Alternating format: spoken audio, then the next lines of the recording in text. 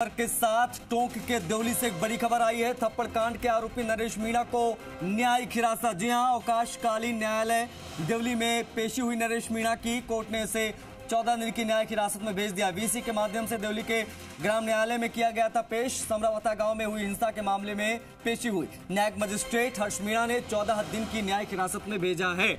तो ये बड़ी जानकारी इस वक्त की नरेश मीणा से जुड़ी हुई। नरेश मीणा को कोर्ट ने 14 दिन की न्यायिक हिरासत में भेजा। थप्पड़ कांड मामले में पेशी कराई गई। बड़ी खबर इस वक्त की, यह चर्चित थप्पड़ कांड मामले से जुड़ी हुई।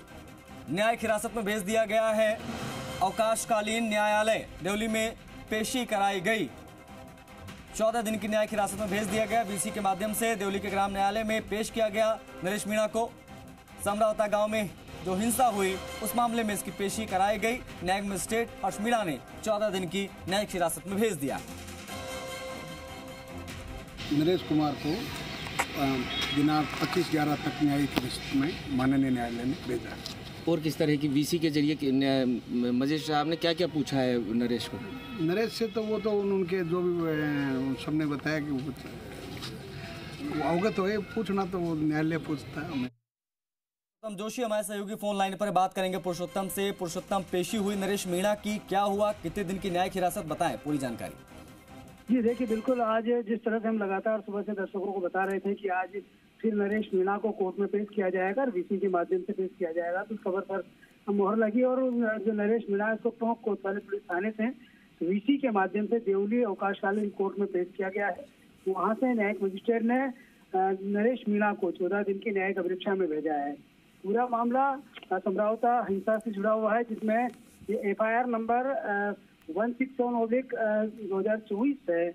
और इस FIR में नरेश मीणा के खिलाफ उपद्रव, हिंसा और आगजनी सहित कई गंभीर मामलों में संगीन धाराओं से जुड़ी हुई मामले में आज सुनवाई हुई। और उसमें जो मजिस्ट्रेट है उसने नरेश मीणा को न्यायिक अभिरक्षा में भेजा है। नरेश मीणा से कई तरह के कुछ सवाल भी पूछे गए हैं मजिस्ट्रेट की ओर से, जिसमें उनके स्वास्थ्य को लेकर और उनसे पुलिस अधिकारी और कर्मचारी से मारपीट को लेकर भी कुछ सवाल पूछने की जानकारी मिल रही है। जो जानकार सूत्रों से जानकारी मिली है, फिलहाल जो है जो जांच अधिकारी हैं उनियारा PO रघुवीर सिंह भाटी, उन्होंने पूरी जानकारी दी है। और उन्होंने कहा है कि जो नरेश मीणा है उसको अगले 14 दिन और इस FIR नंबर 167/2024 में 14 दिन की न्यायिक परीक्षा में भेजा गया है। फिलहाल 3 अन्य FIR और अलग अलग दर्ज हैं।